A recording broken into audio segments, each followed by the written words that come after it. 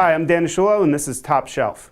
It's playoff time, and let's start with the East, where the Devils and the Flyers are tied at 1-1 after 2 games. Flyers really looked like the better team in Game 1, were able to dictate the pace, and eventually won 4-3 in overtime.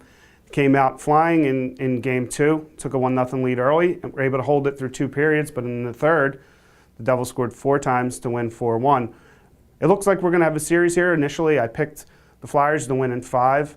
The Devils really were able to push back, and that's what they needed to do.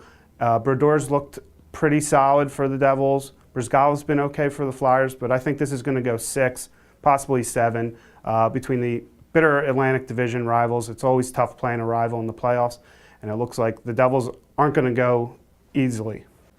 In the Rangers-Capitals series, everything's tied at 1-1 after 2 games, and it's gone pretty much the way people have thought it would go. Very tight defensive battle. Henrik Lundqvist has been good. The Rangers, once again, having a little bit of trouble scoring.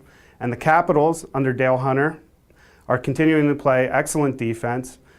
A lot has been made about Alexander Ovechkin's lack of playing time, but the Capitals captain seems to be on board with the Dale Hunter system.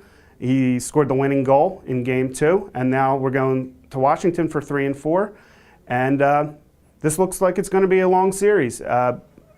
The Capitals have not lost back-to-back games in these playoffs. Dale Hunter really has them playing well, rebounding from losses. The Rangers also do that well. I think we're looking at a series that can go the distance. I still like the Rangers to pull it out, but the Capitals are a really tough team to play right now. They're playing defense like nobody's seen them play in a long time, and it's not an easy matchup for the Rangers.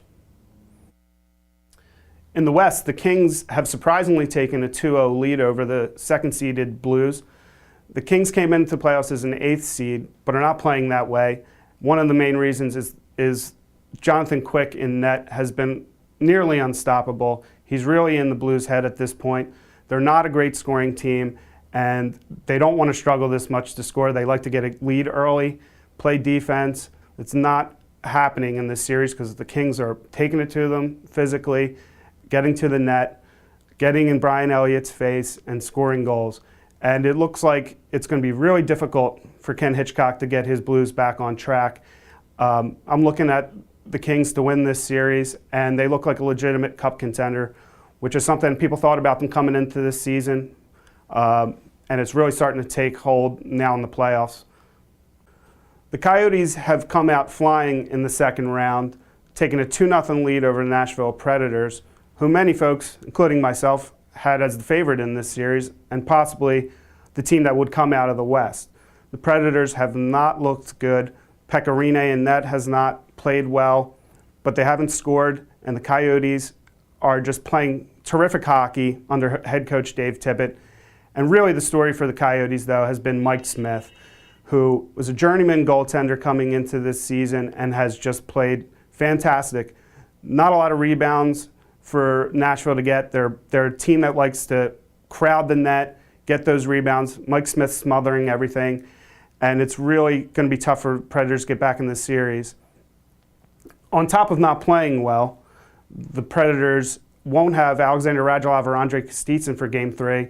They were suspended for that game for violating team rules, and maybe this is a way that Barry Trotz can get his team focused again, taking 2 of their better offensive players out of the lineup. Maybe the grinders come in and get back to basics, and they can win Game 3 in Nashville.